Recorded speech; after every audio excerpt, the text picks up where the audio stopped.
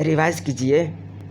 13.2 populations में 13.2.1 population attributes को nature में किसी भी स्पीसीज के सिंगल इंडिविजुअल का मिल पाना रेयर होता है। इंडिविजुअल्स ज़्यादातर ग्रुप में रहते हैं।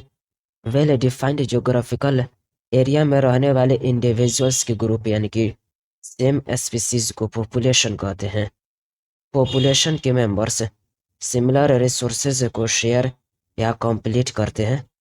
मेंबर्स आपस में इंटरब्रीड करते हैं। Are you agree with this?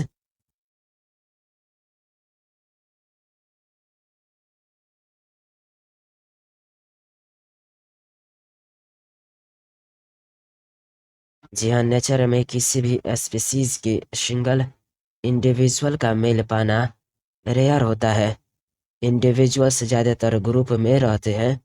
Well defined geographical area में रहने वाले इंडिविजुअल्स के ग्रुप यानी कि सेम स्पीसीज को पॉपुलेशन कहते हैं। पॉपुलेशन के मेंबर्स सिमिलर रिसोर्सेज को शेयर या कॉम्पीट करते हैं। मेंबर्स आपस में इंटरब्रीड करते हैं। जी हाँ, in nature we rarely find isolated single individuals of any species. Majority of them live in groups in a well-defined geographical area, share or compete for similar resources, potentially interbreed, and thus constitute a population. जी हाँ, in nature we rarely find isolated single individuals of any species. Majority of them live in groups in a well-defined geographical area, share or compete for similar resources, potentially interbreed, and thus constitute a population. जी हाँ, in nature we rarely find isolated single individuals of any species. Majority of them live in groups in a well-defined geographical area, share or compete for similar resources, potentially interbreed, and thus constitute a population. यद्यपि interbreeding में sexual reproduction होता है। जी हाँ, यद्यपि interbreeding में sexual reproduction होता है। जी हाँ, although the term interbreeding implies sexual reproduction. बताइए क्या ये सेक्सुअल रिप्रोडक्शन से बनने वाले इंडिविजुअल्स के ग्रुप को भी पॉपुलेशन मान लिया जाता है? यानी कि इकोलॉजिकल स्टडीज के लिए साथ में पॉपुलेशन के एग्जाम्पल भी बताइए।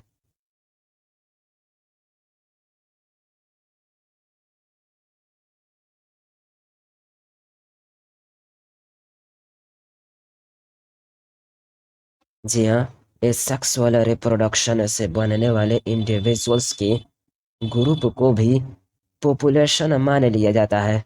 यानी कि इकोलॉजिकल स्टडीज के लिए पॉपुलेशन के एग्जाम्पल्स वेटलैंड के सभी cormorants, rats in an abandoned dwelling यानी कि त्याग दिए गए आवास, फॉरेस्ट ट्रैक्ट में ठीक वुड के पेड़, कल्चर प्लेट में बैक्टीरिया, पॉन्ड में प्लांट्स पॉपुलेशन की एग्जाम्पल हैं। जी हाँ, a group of individuals resulting from even a sexual reproduction is also generally considered a population for the purpose of ecological studies. All the cormorants in a wetland, rats in an abandoned dwelling, thick wood trees in a forest tract, bacteria in a culture plate, and lotus plants in a pond are some example of a population. Natural selection द्वारा desired traits को विकसित करने का कार्य किस level पर होता है?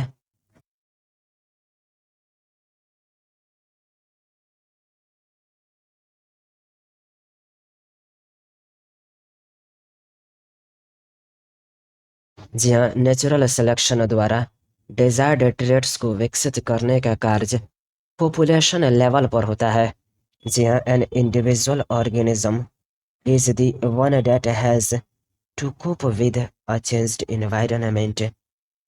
It is at population level that natural selection operates to evolve the desired traits. जी हाँ, an individual organism is the one that has to cope with a changed environment. It is at population level that natural selection operates to evolve the desired traits. बताइए क्या population ecology ecology का एक important part है? क्या population ecology ecology को population genetics और evolution से जोड़ती है?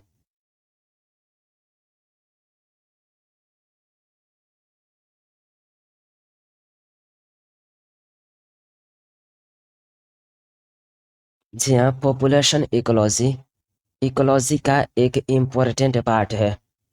पॉपुलेशन इकोलॉजी इकोलॉजी को पॉपुलेशन जेनेटिक्स और इवोल्यूशन से जोड़ती है। जी हाँ, population ecology is therefore an important area because it links ecology to population genetics and evolution. जी हाँ, population ecology is therefore an important area because it links ecology to population genetics and evolution. Population में कुछ ऐसे गुण होते हैं जो individual organism में नहीं होते। एक इंडिविजुअल में बर्थ तथा डेथ हो सकता है, लेकिन पॉपुलेशन में बर्थ रेट और डेथ रेट होती है। पॉपुलेशन में इन रेट्स को पर कैपिटा बर्थ और डेथ्स कहते हैं। इस रेट को पॉपुलेशन के सदस्यों की संख्या में चेंज यानी कि इंक्रीज और डिक्रीज के रूप में एक्सप्रेस किया जाता है। Are you agree with this?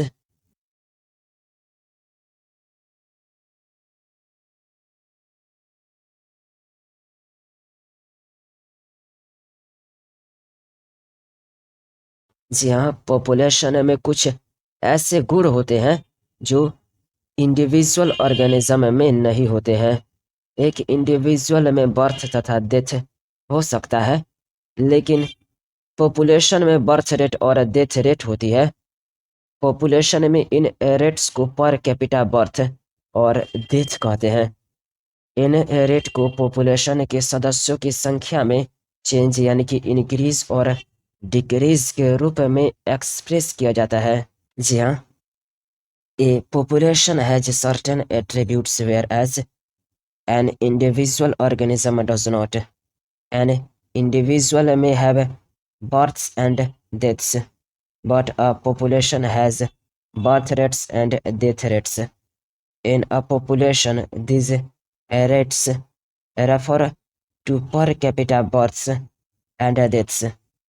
The rates hence expressed are change in number, that is increase or decrease, with respect to members of the population.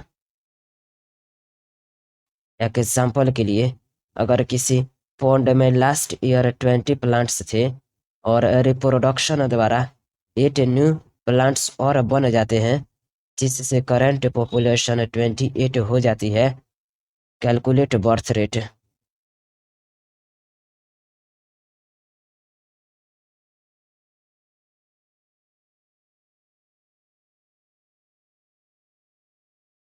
जी हाँ, अगर किसी पॉन्ड में लास्ट ईयर 20 प्लांट्स थे और रिप्रोडक्शन द्वारा 8 न्यू प्लांट्स और बन जाते हैं, जिससे करंट पॉपुलेशन 28 हो जाती है, तब birth rate is equals to 8/20 is equals to 0.4, that is 0.4 offspring per lotus per year.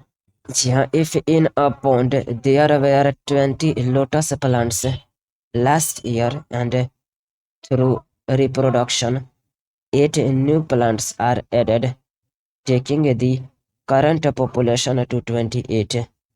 We calculate the birth rate as 8 by 20 is equals to 0.4 of aspirin per lotus per year. Laboratory में fruit flies की population 40 है। माना इसमें 4 individuals 1 week में मर जाते हैं। Calculate death rate.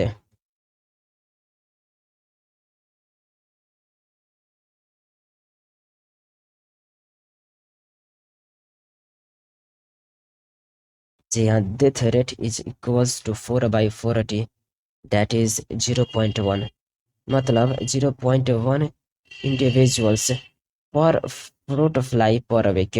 जी हाँ, if 4 individuals in a laboratory population of 40 fruit flies died during a specified time interval, say a week, the death rate in a population during that period is 4/40 is equals to 0.1 individuals per fruit fly per week. Population का दूसरा गुण sex ratio है। Individuals या तो mail होते हैं या female, लेकिन पॉपुलेशन में सेक्स रेशियो होता है। एग्जाम्पल के लिए पॉपुलेशन में 60% फीमेल और 40% मेल है। दिए गए समय में डिफरेंट एज वाले इंडिविजुअल्स मिलकर पॉपुलेशन बनाते हैं। Are you agree with this?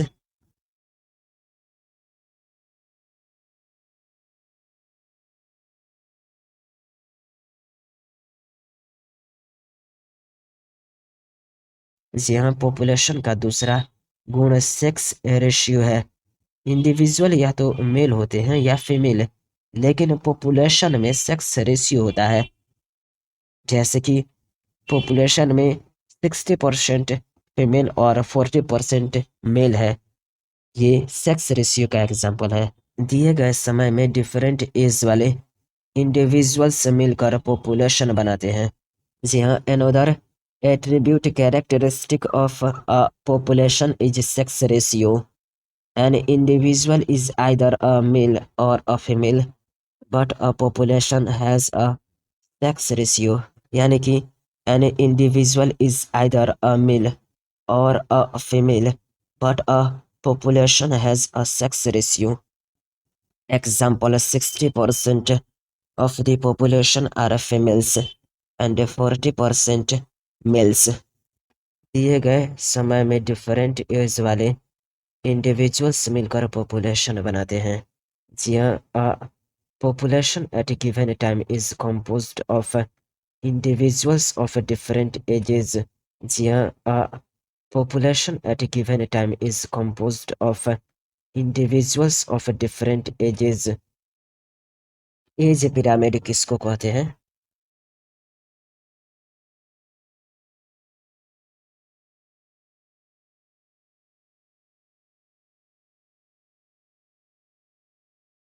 जी हाँ, पॉपुलेशन के लिए एज डिस्ट्रीब्यूशन को प्लॉट करने के फलस्वरूप बनने वाले स्ट्रक्चर को एज पिरामिड कहते हैं।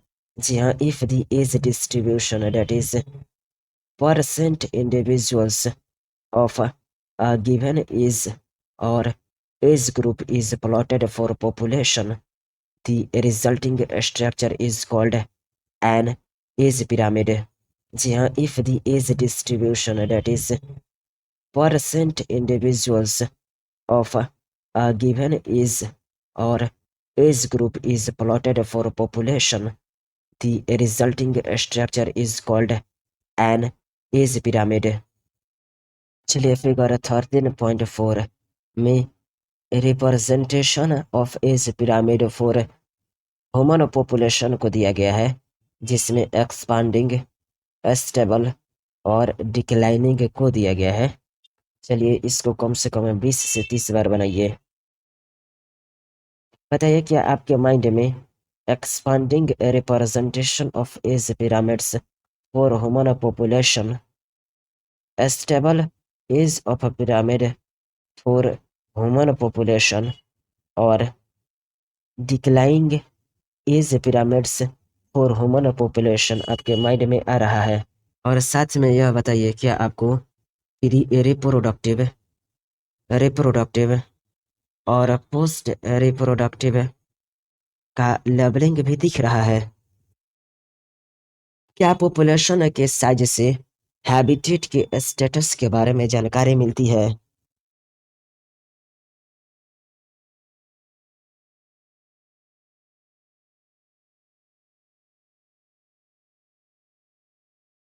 जी हाँ, पॉपुलेशन के साइज से हैबिटेट के स्टेटस के बारे में जानकारी मिलती है। पॉपुलेशन में इकोलॉजिकल प्रोसेसेस की इन्वेस्टिगेशन का इवोल्यूशन पॉपुलेशन के साइज में बदलाव के रूप में करते हैं। जी हाँ, the size of the population tells us a lot about it's status in the habitat. Whatever ecological processes we wish to investigate in a population, be it the outcome of competition with another species, the impact of a predator, or the effect of a pesticide application, we always evaluate them in terms of any change in the population size। जी हाँ, population के size से habitat के status के बारे में जानकारी मिलती है। पॉपुलेशन में इकोलॉजिकल प्रोसेसेस की इन्वेस्टिगेशन का इवोल्यूशन पॉपुलेशन के साइज में बदलाव के रूप में करते हैं। इन्वेस्टिगेटिंग इकोलॉजिकल प्रोसेसेस एक दूसरे से कंपटीशन का परिणाम है। इम्पैक्ट ऑफ प्रीडेटर या effect of pesticide application. Nature में पॉपुलेशन का साइज लेस देन 10 यानी कि भरतपुर वेटलैंड के किसी वर्ष में साइबेरियन करेंस की संख्या भी हो सकती है। पॉपुलेशन के साइज में ये नंबर मिलियंस तक हो सकते हैं, यानी कि एक पौंड में कैलेमाइडोमोनास। पॉपुलेशन साइज को टेक्निकली क्या कहते हैं?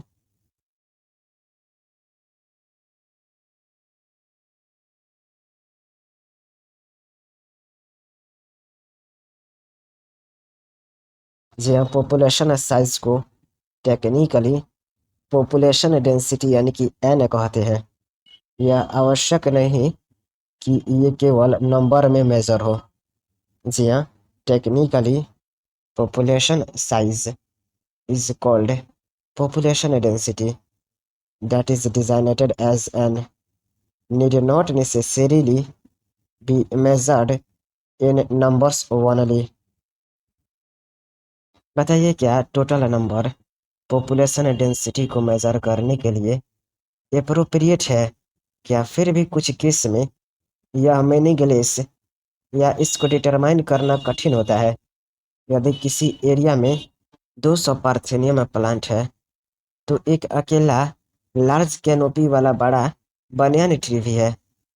यह कहना कि पार्थेनियम के सापेक्ष में बनियान की पॉपुलेशन डेंसिटी कम है, ये उस कम्युनिटी में बनियान के महत्वपूर्ण अंडर एस्टिमेट करने के बराबर है। ऐसे में पॉपुलेशन साइज को मेजर करने में परसेंट या बायोमास अधिक इम्पोर्टेंट है।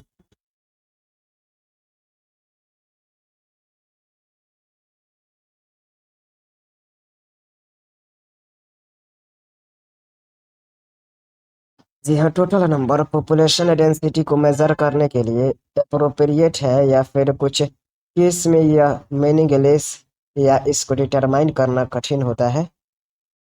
यदि किसी एरिया में 200 पार्थेनियम प्लांट है तो एक अकेला लार्ज कैनोपी वाला बड़ा बनियान ट्री भी है। यह कहना कि पार्थेनियम के सापेक्ष में बनियान की पॉपुलेशन डेंसिटी कम है तो उस कम्युनिटी में बनियान के महत्वपूर्ण रोल को अंडर एस्टिमेट करने के बराबर है। ऐसा केस में पॉपुलेशन साइज को मेजर करने में परसेंट या बायोमास अधिक इम्पोर्टेंट है। अगर पॉपुलेशन ज़्यादा है और काउंटिंग करना असंभव या टाइम कंज्यूमिंग है तो टोटल नंबर को मेज़र करने में अडॉप्ट करना आसान नहीं है। जी हाँ, अगर पॉपुलेशन ज़्यादा है और काउंटिंग करना असंभव या टाइम कंज्यूमिंग है तो टोटल नंबर को मेज़र करने में अडॉप्ट करना आसान नहीं है। लैब में पेट्री डिश में बैक्टीरिया का डेंस कल्चर है तो उसकी डेंसिटी को मेज़र करने का बेस्ट तरीका क्या है? If you have a dense laboratory culture of bacteria in a petri dish, what is the best measure to report its density?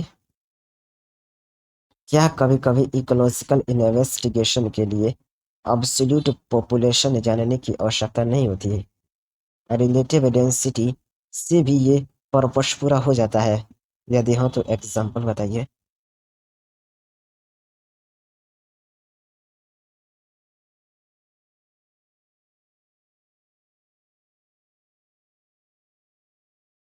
यह कभी-कभी इकोलॉजिकल इन्वेस्टिगेशंस के लिए अब्सोल्यूट पॉपुलेशन जानने की आवश्यकता नहीं होती है। रिलेटिव डेंसिटीज से भी ये पर्पस पूरा हो जाता है। एग्जाम्पल के लिए कॉट या ट्रैप की गई फिशेस की संख्या लैक में टोटल पॉपुलेशन डेंसिटी को मेजर करने का अच्छा तरीका है। जी हाँ, sometimes for certain ecological investigations there is no need to know the absolute population densities. Relative densities serve the purpose equally well.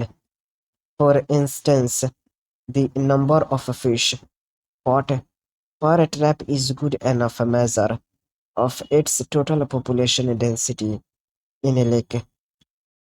हम ज़्यादातर पॉपुलेशन के साइज को बिना गिने या बिना देखे इनडायरेक्ट एस्टिमेट करते हैं। हमारे नेशनल पार्क्स और टाइगर रिजर्व में टाइगर की काउंटिंग प्रायः पग मार्क्स और फीकल पैलेट पर आधारित होती है। Are you agree with this?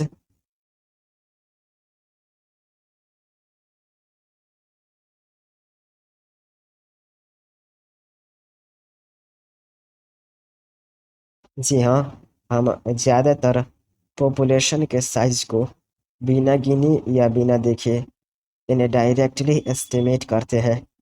हमारे नेशनल पार्क्स और टाइगर रिजर्व्स में टाइगर की काउंटिंग प्रायः पग मार्क्स और फीकल पैलेट्स पर आधारित होती है। जी हाँ, we are mostly obliged to estimate population sizes indirectly without actually counting them or seeing them. The tiger census in our national parks and tiger reserves is often based on pug marks and fecal pellets. Revise कीजिए 13.2.2 population growth को। किसी species के लिए population का size static parameter नहीं है, यह समय समय पर चेंज होता रहता है। यह साइज किन फैक्टर पर डिपेंड करते हैं?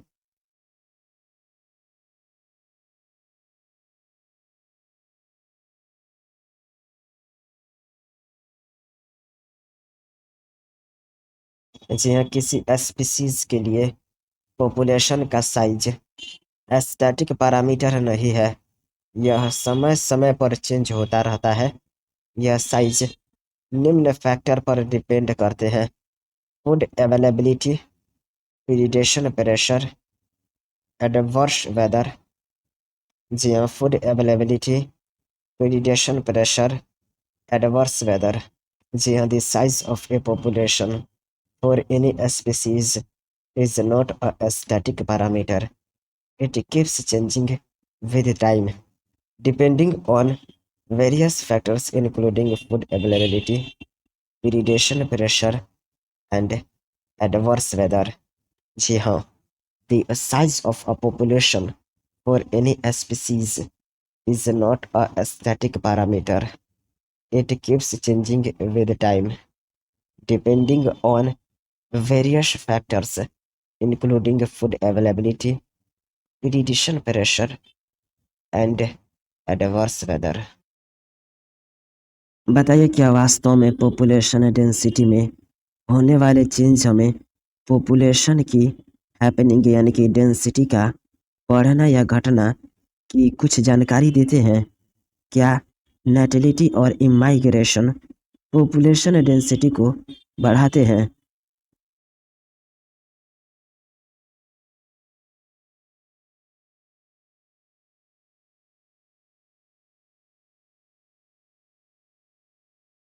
जी हाँ, वास्तव में पॉपुलेशन डेंसिटी में होने वाले चेंज हमें पॉपुलेशन की हैपनिंग यानी डेंसिटी का बढ़ना या घटना की कुछ जानकारी देते हैं।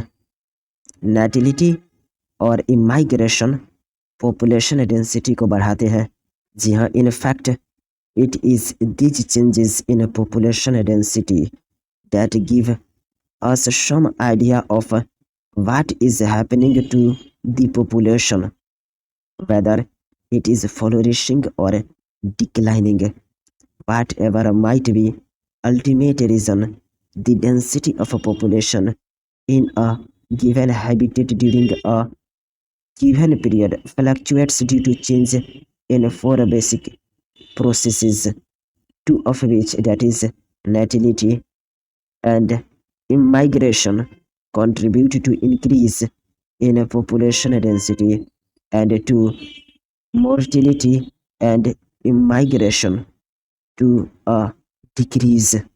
जी हाँ, in fact, it is these changes in population density that give us some idea of what is happening to the population, whether it is flourishing or declining. Whatever might be ultimate reason, the density of a population in a given habitat during a given period fluctuates due to change in four basic processes, two of which, that is natality and immigration, contribute to increase in population density, and to mortality and immigration to a decrease. जी हाँ, in fact, it is these changes in population density that give us some idea of what is happening to the population, whether it is flourishing or declining. Whatever might be ultimate reason, the density of a population in a given habitat during a given period fluctuates due to change in four basic processes, two of which, that is natality and immigration, contribute to increase in population density, and to mortality and immigration to a decrease. जी हाँ, वास्तव में population density में होने वाले change हमें population की happening यानी कि डेंसिटी का बढ़ना या घटना की कुछ जानकारी देते हैं। नेटिलिटी और इमाइग्रेशन पॉपुलेशन डेंसिटी को बढ़ाते हैं। मोर्टिलिटी और इमाइग्रेशन, जी हाँ, मोर्टिलिटी और इमाइग्रेशन, ध्यान से सुनिए, मोर्टिलिटी और इमाइग्रेशन पॉपुलेशन डेंसिटी को घटाते हैं। नेटिलिटी क्या होती है?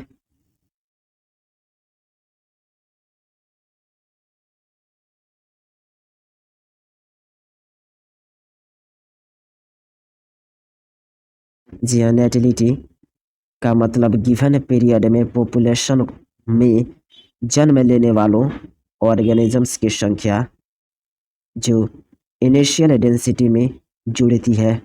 नेटिलिटी refers to the number of births during a given period in the population that are added to the initial density. Natality refers to the number of births during a given period in the population that are added to the initial density. Mortality क्या होती है?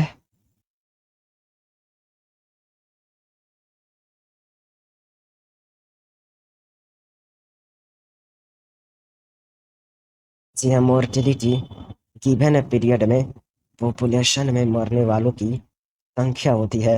जी हाँ, mortality is the number of deaths in the population during a given period. जी हाँ, mortality is the number of deaths in the population during a given period. Immigration किसको कहते हैं?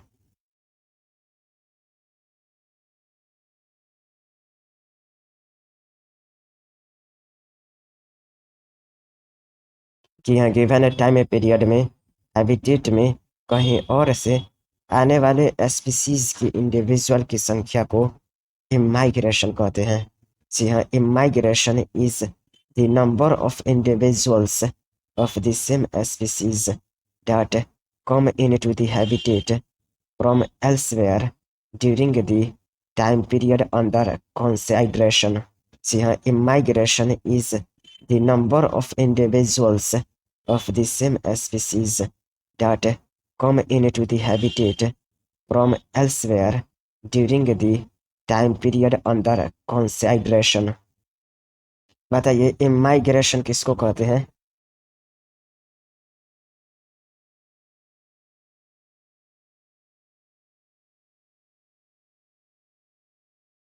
जी हाँ, गिवन टाइम पीरियड में हैबिटेट को छोड़कर जाने वाले पॉपुलेशन की इंडिविजुअल की संख्या को इमाइग्रेशन कहते हैं। जी हाँ, immigration is the number of individuals of the population who left the habitat and gone elsewhere during the time period under consideration। अगर टी समय पर पॉपुलेशन डेंसिटी n हो तो समय t प्लस 1 पर डेंसिटी क्या होगी?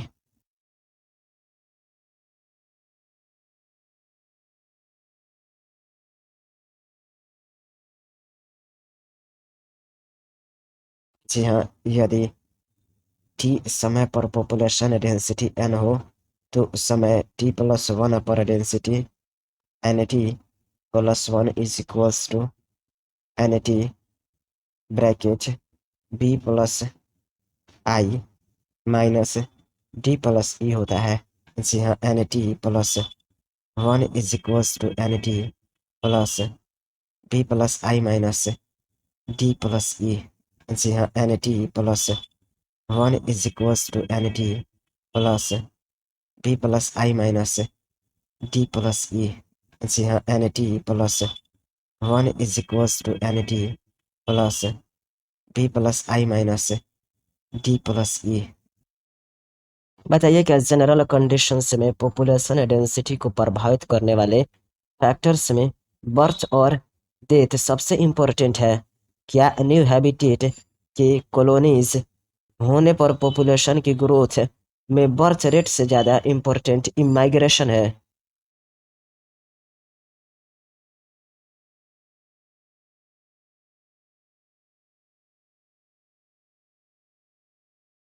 जी हाँ, जनरल कंडीशंस में पॉपुलेशन डेंसिटी को प्रभावित करने वाले फैक्टर्स में बर्थ और डेथ सबसे इम्पोर्टेंट है। न्यू हैबिटेट की कॉलोनीज होने पर पॉपुलेशन की ग्रोथ में बर्थ रेट से ज़्यादा इम्पोर्टेंट इमाइग्रेशन है। You can see from the above equation 13.5 that population density will increase if the number of births plus the number of immigrants यानी कि b plus i is more than the number of deaths plus the number of immigrants, that is d plus e. Under normal conditions, birth and deaths are most important factors influencing population density. The other two factors assuming important only under special conditions. For instance, if a new habitat is just being colonized, immigration contribute more significantly to population growth and birth rates। Revise कीजिए growth models को। Does the growth of a population with time show any specific and predictable pattern? We have been concerned about unbridled human population growth and problems created by it in our country, and it is therefore normal for us to be curious if different animal population in nature behave the same way or show similar restraints on growth. Perhaps we can learn a lesson or two from nature on how to control population growth. Revise कीजिए first exponential growth को बताइए क्या resources यानी कि food और space availability obviously essential है for unimpeded growth of a population के लिए।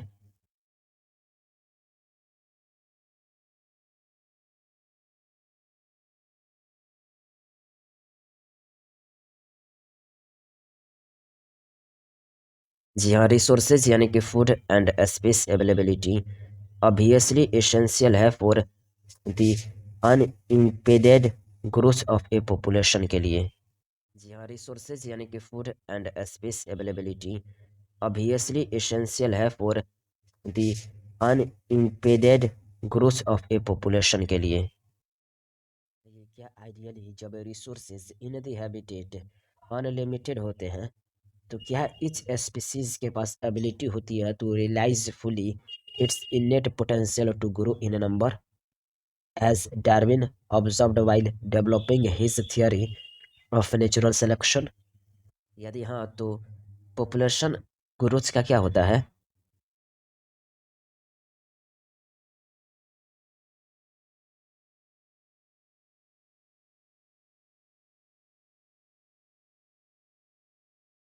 जी हाँ, आइडियली जब रिसोर्सेज इन हैबिटेट अनलिमिटेड होते हैं तब इच स्पीसीज के पास एबिलिटी होती है to realise fully its innate potential to grow in a number, as Darwin observed while developing his theory of natural selection। जी हाँ, आइडियली जब रिसोर्सेज इन हैबिटेट अनलिमिटेड होते हैं तब इच स्पीसीज के पास ability होती है to realise fully its innate potential to grow in a number, as Darwin observed while developing his theory of natural selection। और इस कंडीशन में पॉपुलेशन की ग्रोथ एक्सपोनेंशियल या ज्योमेट्रिक फैशन में होती है। जी हाँ, और इस कंडीशन में पॉपुलेशन की ग्रोथ एक्सपोनेंशियल या ज्योमेट्रिक फैशन में होती है। अगर पॉपुलेशन साइज n हो, बर्थ रेट b हो, डेथ रेट d हो तो बताइए इंक्रीज और decrease in n during unit time period t that is dn by dt will be।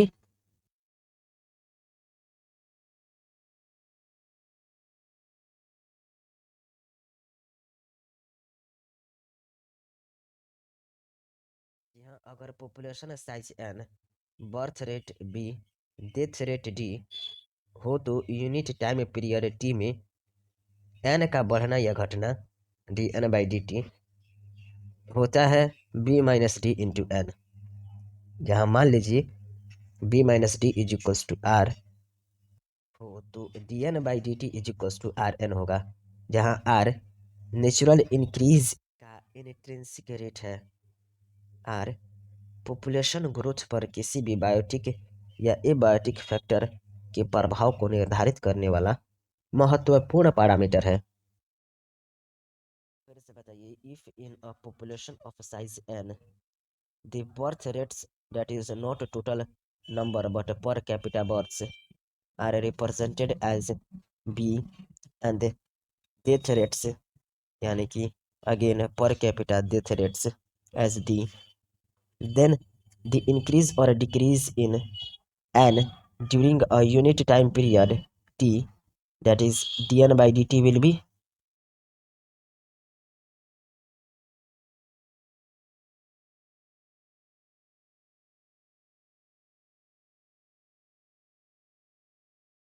यहाँ if in a population of size n the birth rates that is not a total number but per capita births are represented as B, and the death rates, that is again per capita death rates, as D.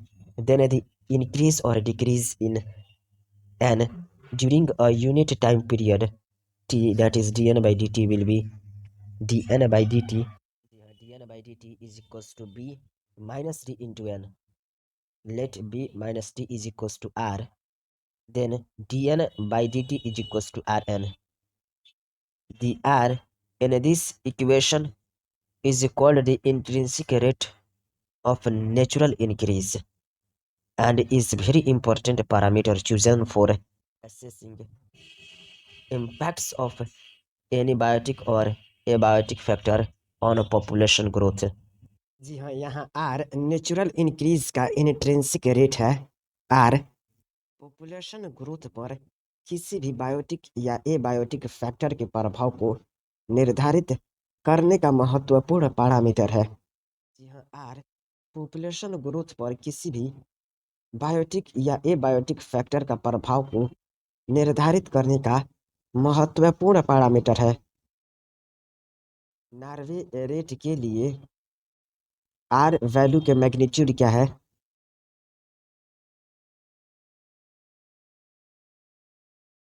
जी हाँ, Norway rat के लिए r value का magnitude r is equals to 0.015 है।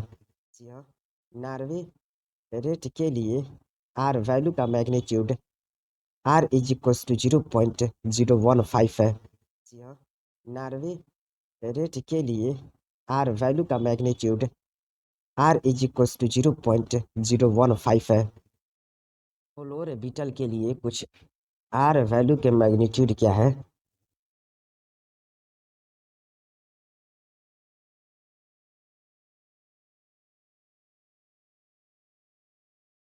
जी हाँ, flour beetle के लिए r value के magnitude r is equals to 0.12 है।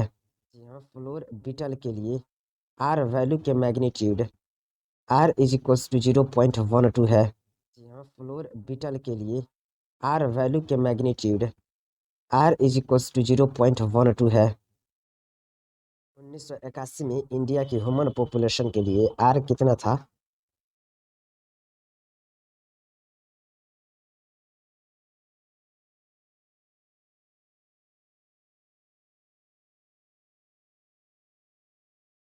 जी हाँ, 1981 में इंडिया की पॉपुलेशन के लिए आर इज इक्वल्स टू 0.0205 था।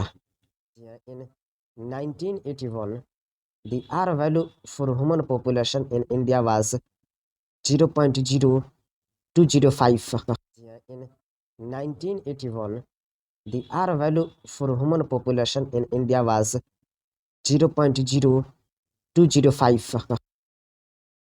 Find our what the current R value is. For calculating it, you need to know the birth rates and death rates. बताइए, are के वैल्यू कैलकुलेट करने के लिए किसका पता होना जरूरी है?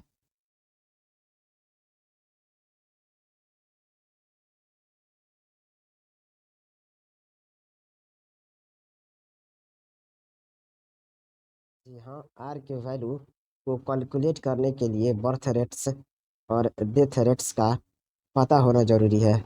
जी हाँ, आर के वैल्यू को कैलकुलेट करने के लिए बर्थ रेट्स और डेथ रेट्स का पता होना जरूरी है। जी हाँ, आर के वैल्यू को कैलकुलेट करने के लिए बर्थ रेट्स और डेथ रेट्स का पता होना जरूरी है। एक्सपोनेंशियल ग्रोथ या ज्योमेट्रिक ग्रोथ का इक्वेशन बताइए।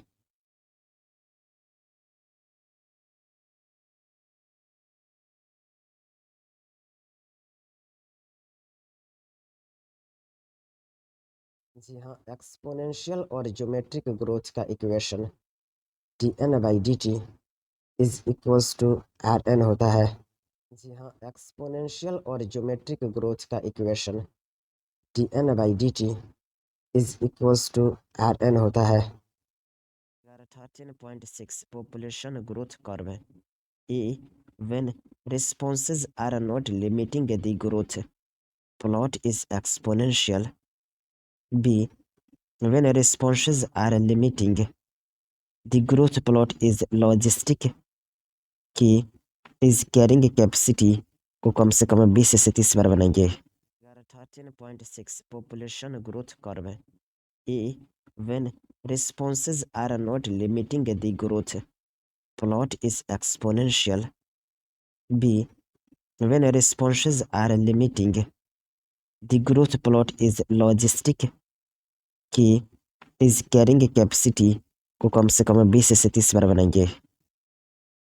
एक्सपोनेंशियल या geometric growth pattern of population को शो करने वाला इक्वेशन किस शेप के ग्राफ को दिखाता है जब हम प्लॉट करते हैं एन को इन रिलेशन टू टाइम।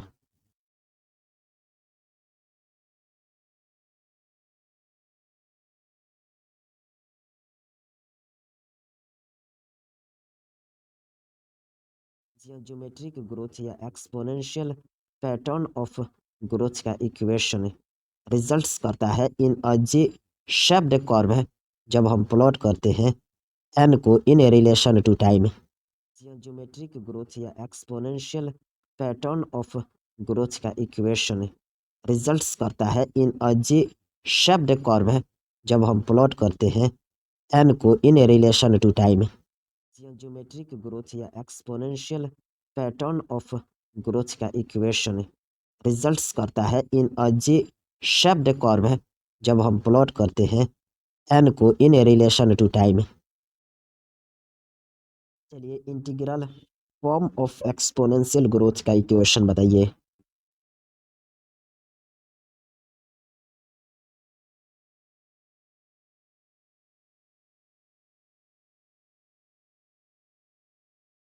जी हाँ, integral form of exponential growth equation होता है as N t is equals to N nought e to the power r t. Exponential growth equation का integral form N t is equals to N nought e to the power r t होता है, जहाँ N t is equals to t time के बाद population density N nought time zero पर population density r natural increase की intrinsic rate और e natural लोगारिदम्स का base यानी कि 2.71828 होता है। एक्सपोनेंशियल ग्रोथ इक्वेशन का integral form N t is equals to N nought e to the power r t होता है, जहाँ N t is equals to t time के बाद population density N nought time zero पर population density r natural increase की intrinsic rate और e natural लोगारिदम्स का base यानी कि 2.71828 होता है। एन को टाइम की रिलेशन में प्लॉट करें तो किस शेप का कर्व प्राप्त होता है।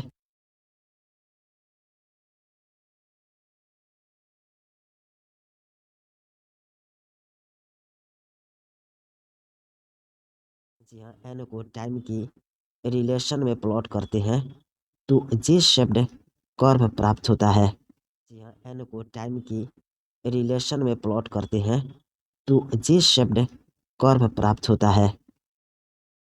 बताइए क्या any species growing exponentially under unlimited resources condition reach कर सकता है इनॉर्मस पॉपुलेशन डेंसिटीज को इन और शॉर्ट टाइम।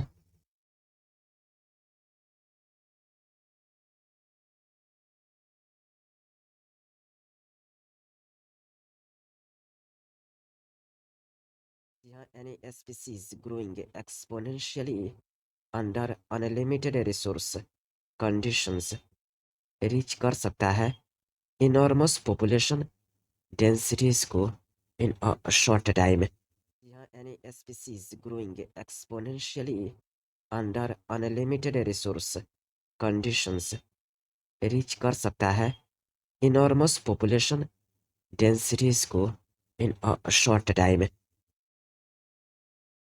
ये क्या डार्विन ने शोध किया how even a slow growing animal like elephant could reach enormous numbers in the absence of checks.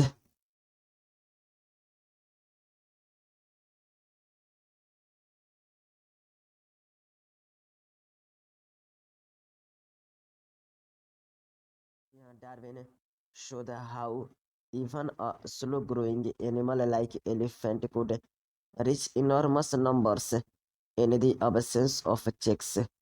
The following is an anecdote popularly narrated to demonstrate dramatically how fast a huge population could build up when growing exponentially. Yeah, Darwin showed how even a slow-growing animal like elephant could reach enormous numbers in the absence of checks. The following is an anecdote popularly narrated to demonstrate dramatically how fast a huge population could build up when growing exponentially. King और minister चीज game खेलने बैठे। Confident king minister द्वारा दी हुई किसी भी proposal को स्वीकार करने के लिए तैयार था। मिनिस्टर ने कहा अगर वह जीत गया तो वीट की कुछ दाने लेगा जिसकी क्वांटिटी चीज बोर्ड के पहले खाने में 1 ग्रेन, दूसरे में 2 ग्रेन और तीसरे में 4, चौथे में 8 और इस तरह 64 खाने में भरने के बराबर होना चाहिए। राजा ने प्रपोजल को एक्सेप्ट कर लिया और खेल शुरू किया, लेकिन मिनिस्टर जीत गया। किंग को फील हुआ कि मिनिस्टर की शर्त बहुत आसान थी। चीज बोर्ड में ग्रीन को फिल करना शुरू हुआ तो किंग ने रियलाइज किया कि उनके किंगडम में प्रोड्यूस्ड होने वाला सारा वेट मिला पैरामीशियम केवल एक इंडिविजुअल से स्टार्ट करके बाइनरी फिजन द्वारा प्रतिदिन नंबर को डबल करता है। इमेजिन करो 64 डेज में इसका पॉपुलेशन साइज क्या हो जाएगा जब फूड और स्पेस अनलिमिटेड हो। रिवाइज कीजिए सेकेंड लॉजिस्टिक ग्रोथ को। नेचर में किसी भी पॉपुलेशन के पास अनलिमिटेड रिसोर्सेज नहीं होते हैं जिससे एक्सपोनेंशियल ग्रोथ होती रहे। लिमिटेड रिसोर्सेज में इंडिविजुअल्स के बीच कंपटीशन होता है और अंत में फिट इंडिविजुअल जीवित रहते हैं और रिप्रोडक्शन करते हैं। नेचर में हैबिटेट के पास मैक्सिमम पॉसिबल नंबर को सपोर्ट करने के लिए एनफ रिसोर्सेज होते हैं। आगे ग्रोथ पॉसिबल नहीं होती उस स्पीसीज के लिए इस लिमिट को नेचर की कैरिंग कैपेसिटी कहा जाता है। कैरिंग कैपेसिटी यानी कि की कहा जाता है। Are you agree with this?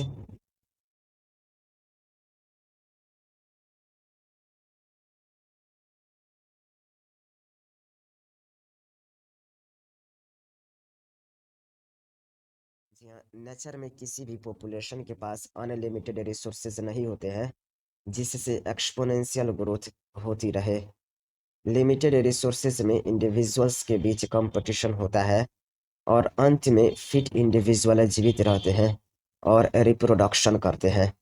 जी हाँ, no population of any species in nature has at its disposal unlimited resources to permit exponential growth.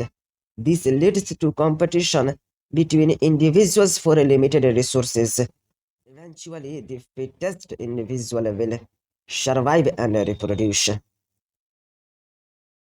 Carrying capacity की किसको कहा जाता है?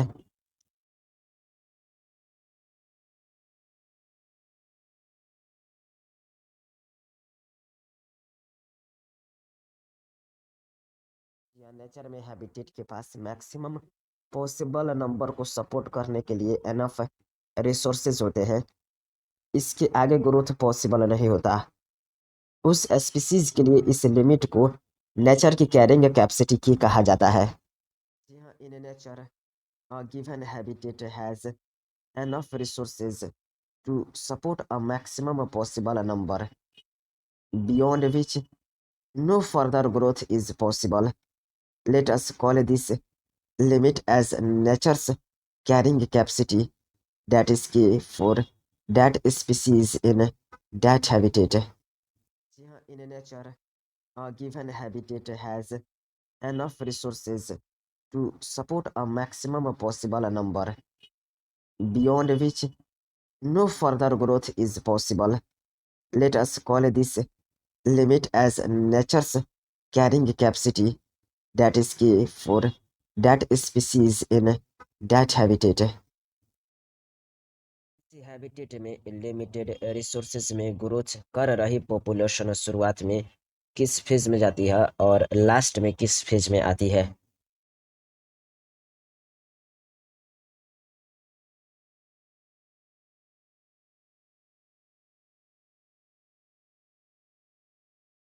यहाँ किसी हैबिटेट में लिमिटेड रिसोर्सेज में ग्रोथ कर रही पॉपुलेशन शुरुआत में लैग फेज, उसके बाद एक्सेलरेटेड फेज और डिसेलरेशन, तथा अंत में जब पॉपुलेशन डेंसिटी कैरिंग कैपेसिटी तक पहुंच जाती है तब एसिम्पटोट यानी कि अंतरस्पर्शी फेज आती है। जी हाँ, population growing in a habitat with limited resources show initially a lag phase followed by a phase of acceleration and deceleration and finally an asymptote when the population density reaches the carrying capacity. जी हाँ, population growing in a habitat with limited resources show initially a lag phase followed by a phase of acceleration and deceleration and finally an asymptote when the population density reaches the carrying capacity. A plot of n in a relation to time t results in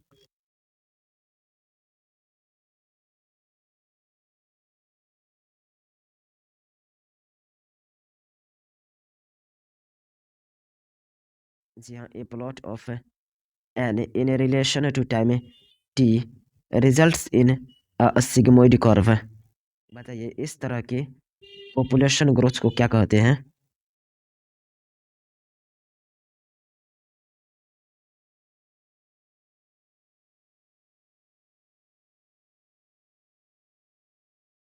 जी हाँ, time T के relation में N के plot से sigmoid curve प्राप्त होता है। इस तरह की पॉपुलेशन ग्रोथ को वरहॉल्स्ट पर्ल लॉजिस्टिक ग्रोथ कहते हैं। जी हाँ, a plot of N in relation to time t results in a sigmoid curve. This type of population growth is called Verhulst Pearl logistic growth. जी हाँ, a plot of n in relation to time t results in a sigmoid curve. This type of population growth is called Warholst Pearl logistic growth. Warholst Pearl logistic growth is described by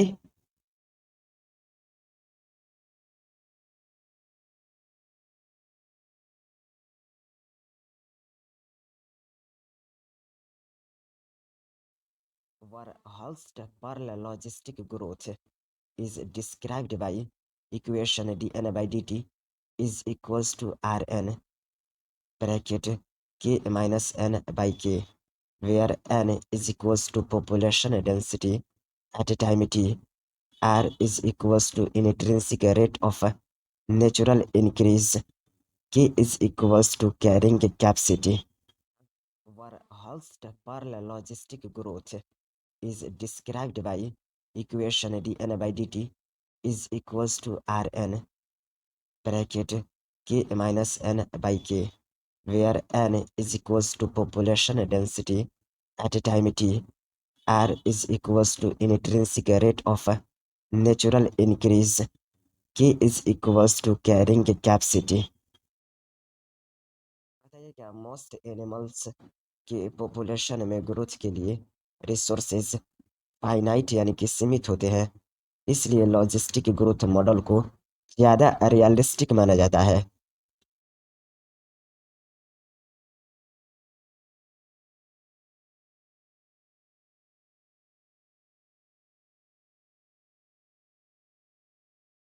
most animals की population में growth के लिए resources finite यानी कि सीमित होते हैं। इसलिए लॉजिस्टिक ग्रोथ मॉडल को ज़्यादा रियलिस्टिक माना जाता है।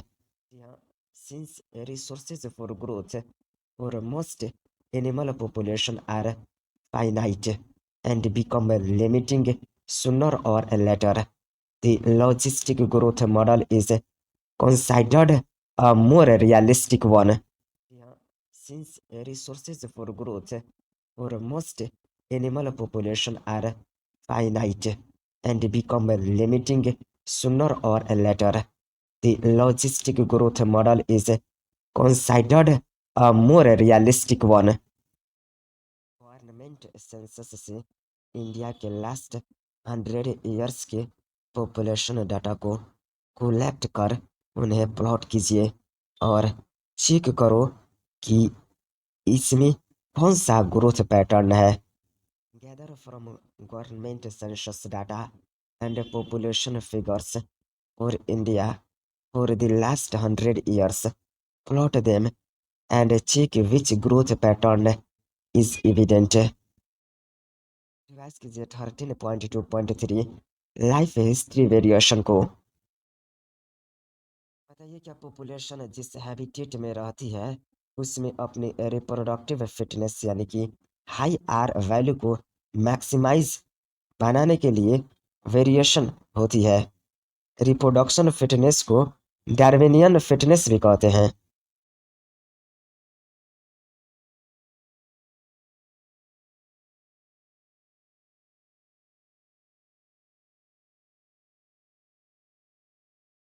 जहाँ पॉपुलेशन जिस हैबिटेट में रहती है उसमें अपनी रिप्रोडक्टिव फिटनेस यानी कि हाई आर वैल्यू को मैक्सिमाइज बनाने के लिए वेरिएशन होती है। रिप्रोडक्टिव फिटनेस को डार्विनियन फिटनेस भी कहते हैं। जहाँ population evolve to maximise their reproductive fitness also called Darwinian fitness, that is a high R value in the habitat in which they live।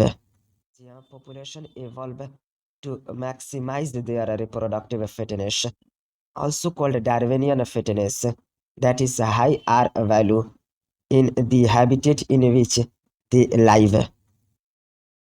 बताइए क्या एक पार्टिकुलर प्रेशर के अंदर organism most efficient reproductive strategy की ओर विकास करते हैं।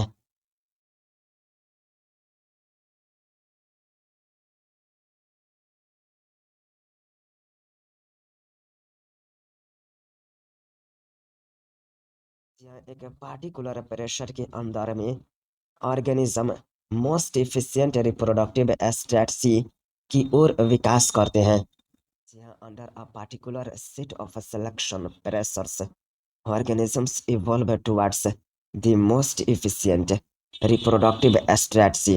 जहाँ under a particular set of selection pressures, organisms evolve towards the most efficient reproductive strategy। ये क्या कुछ ऑर्गेनिजम्स अपने लाइफ टाइम में एक बार ब्रीड करते हैं?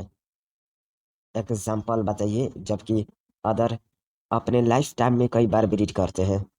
कई बार ब्रीड करने वाले का भी एग्जाम्पल बताइए।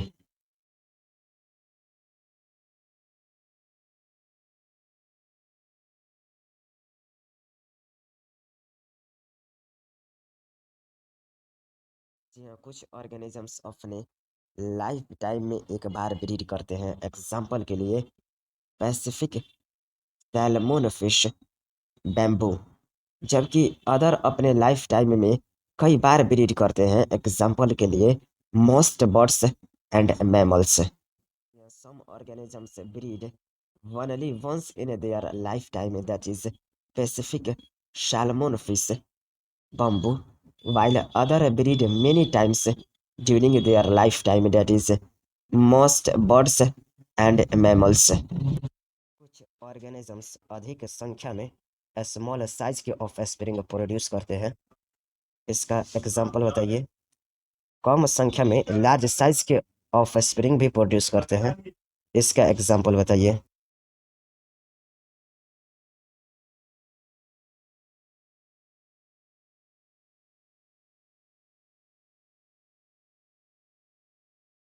जी हाँ, कुछ ऑर्गेनिजम्स अधिक संख्या में स्मॉल साइज के ऑफस्प्रिंग प्रोड्यूस करते हैं, जैसे कि ऑयस्टर्स, पेलाजिक फिशेज, जबकि अदर ऑर्गेनिजम्स कम संख्या में लार्ज साइज के ऑफस्प्रिंग प्रोड्यूस करते हैं। एग्जाम्पल के लिए birds, mammals.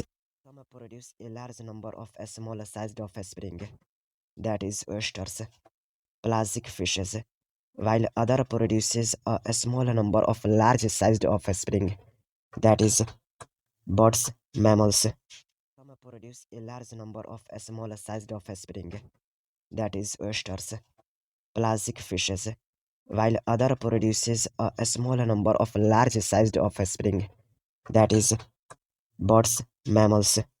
So, which is desirable for maximizing fitness? या इकोलॉजिस्ट ने सजेस्ट किया है कि ऑर्गेनिजम्स के लाइफ हिस्ट्री ट्रेट्स उसकी एबायोटिक और बायोटिक फैक्टर द्वारा लगाए गए प्रतिबंध यानी कि कॉन्स्टेंट्स के रिलेशन में विकसित होते हैं। क्या इकोलॉजी द्वारा कंड्यूट की जा रही रिसर्च में इम्पोर्टेंट एरिया विभिन्न स्पीसीज में लाइफ हिस्ट्री ट्रेट का इवोल्यूशन है?